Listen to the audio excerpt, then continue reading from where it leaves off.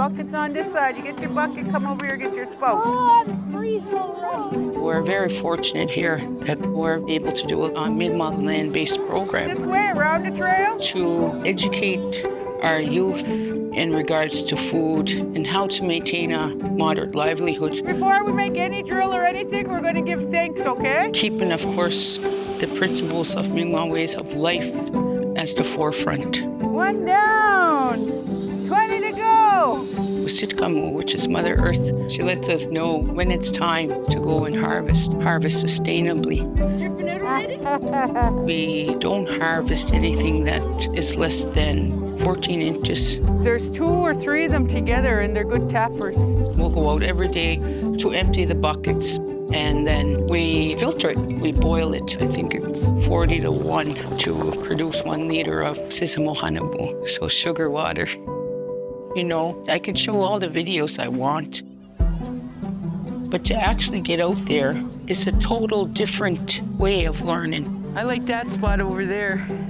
That's a good spot. We teach the kids about the importance of the bass and the river system they're actually in. There's bloodworms right here, Gwis.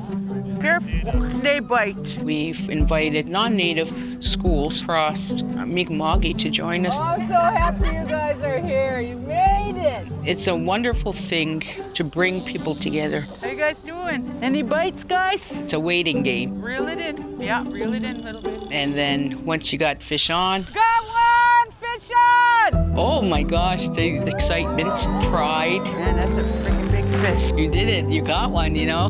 The bass are tagged, measured, and then released back into the Stewiacke River to continue to offer us sustainable, moderate livelihoods.